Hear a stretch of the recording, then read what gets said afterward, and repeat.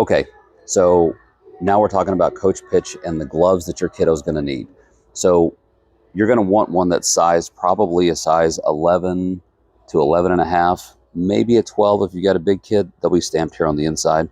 And you're going to want to look for something that says all leather shell or all leather, because you're going to be able to take some glove oil and work that in and make it easier to close. If your kiddo has small hands, there's still a lot of these that are going to have this thing in here called Sure Catch. Or flex close. It's just a way mechanically to make this easier to close, which is going to be important for your kid because they're going to have tiny hands and you don't want the ball just falling out. So you want to make sure that it's good and worked in for them. So all leather shell, 11 to 11 and a half inches. If you did play T-ball last year, your kiddo's glove is too small and you need to invest in a new one. We see it all the time where they roll up to coach pitch and they're just still playing with their little bitty gloves and the ball's moving too fast, it's too hard, and they're not successful. And so the right equipment, again, makes them super successful. You have a bunch of these out here, Rawlings, Wilson, some Nikes.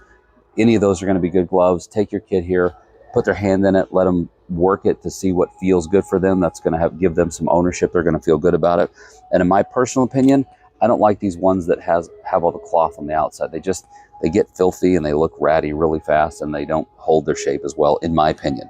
But that's just my own personal opinion. So anyway, any of these Rawlings or Wilsons will be great. They're going to run you anywhere from probably $35 to $50, which is the appropriate price to spend for your kid that's in coach pitch for the first time or so.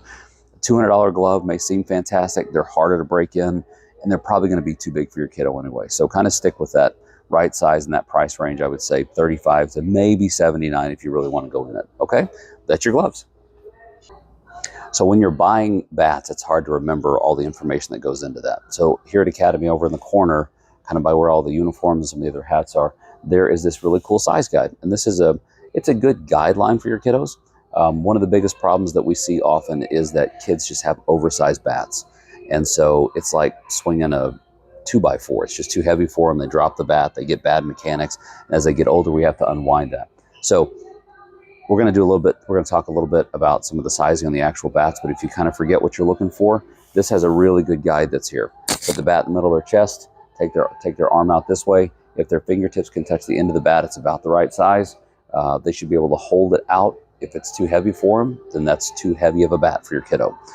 So we want to size those appropriately so that they can have success and really get that bat through the swing plane quickly.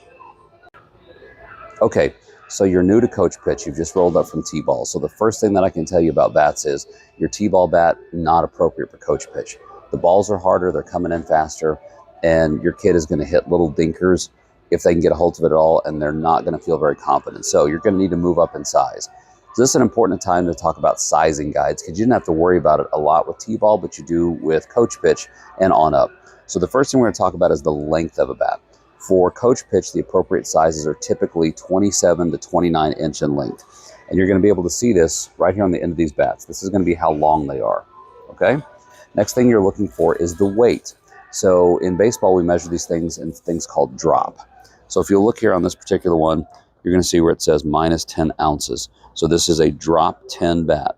So what this means is you take 27 inches and you subtract 10 ounces and you get a 17 ounce bat. So that's a good appropriate size for kids that are in coach pitch. Most kids are going to be swinging a drop 10 bat.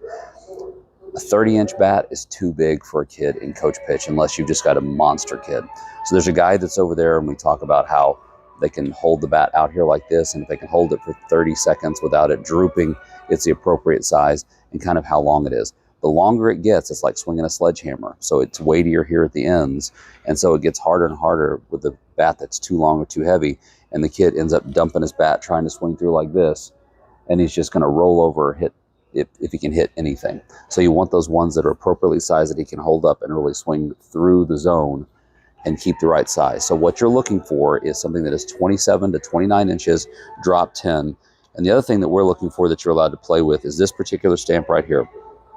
If you can see this is 1.15 BPF. And what this means is this is a USSSA bat. Again, it's here. These bats are a little bit hotter, they're a little bit springier, and your kid's just gonna hit balls farther and he's gonna have more fun. So that's what you're looking for coach pitch. 27 to 29 inch drop 10. and something that is stamped 1.15 BPF or USSSA. Okay, by the back. Okay, let's talk baseball helmets. So your kid is going to need a helmet, and an appropriately sized helmet is so important. If the helmet is too small, it's going to sit up on top of their head like a crown, and it's not going to protect them, and it's going to hurt, and they're not going to want to wear it.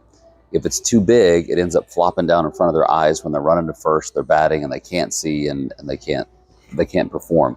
So I like to do something called the shake test with helmets.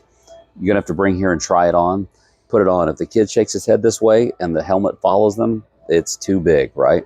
If you put it on them and it's really tight on top of their head, it's too small. They're going to have to try it on. It's going to be a little tight. It's going to be a new sensation for them with all this padding that's in here. But you want to find one that is appropriately sized that they feel good about. Some of these come with these face guards in them. It's up to you if you want to do something like that. Prices on these are going to run anywhere from $30 up to $65. And what you're going to look for as you're checking these things are the sizes on top.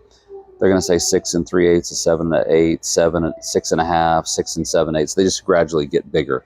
So this is how you know what you're looking for in terms of sizing for any of these things. So that's it. Make sure you get the appropriate baseball helmet and one that they like and it's cool. All right, that's helmets. Okay, let's talk batting gloves. Does your kid need batting gloves? Well, it's kind of a personal preference. First of all, if you're going to get them batting gloves, make sure they're the right size. They need to try them on. Too tight, they won't like them. Too long with the floppy fingers, not good.